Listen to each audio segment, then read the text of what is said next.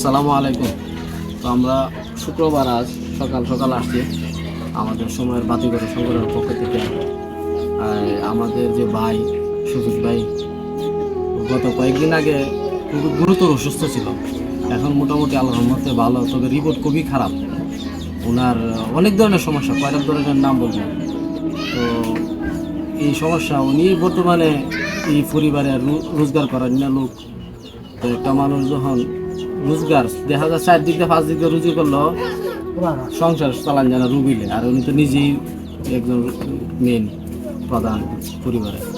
তো আমরা সময়ের বাতিঘর যে সংগঠন, আমরা গোষ্ঠীবাড়ি সংগঠন, আমরা এটার মধ্যে থেকে আমরা তো পারি না ওইভাবে, কারণ অনেক ব্যয়বহুল। এখন দিনের যে চিকিৎসা অনেক ব্যয়বহুল। আমরা যথাসাধ্য চেষ্টা করছি, আমরা যারা প্রবাসে আছে দেশে আছে সবাই মিললে চেষ্টা করছি যে কিছুটা এরা সাথে সহযোগিতা থাকা বিপদে আপদে। আমরা যেহেতু মানুষ, আর আমরা যদি একজনের বিপদে আমরা নাই তাহলে আরেকজন আসবে না। তো এই সুবাদে আমরা চেষ্টা করছি আর কি কিছুটা যে এদের কাছে সাহায্য সহযোগিতা।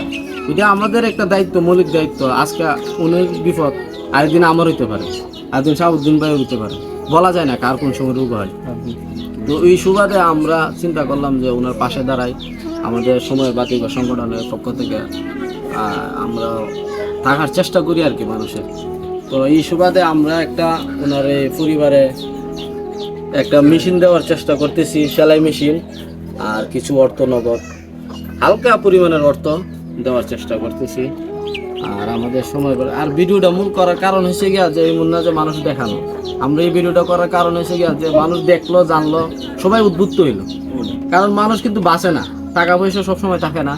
সবাই যদি একে অপরের পাশে থাকে তাইলে কিন্তু বিপদে নিতে কেটে যাবে, এটা সবসময় থাকে না। তো আমরা এই ধরনের এই কারণ মন মাসতে নিয়ে আসছি।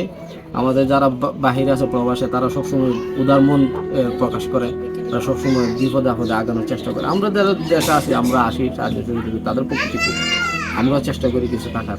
তো আমরা এই সুবাদে আসছি।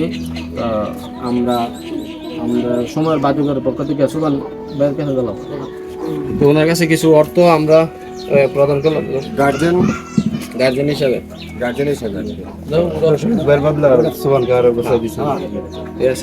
আর সেলাই মেশিনটাও দেখা যায় এই মেশিনটা, এটা চেষ্টা করা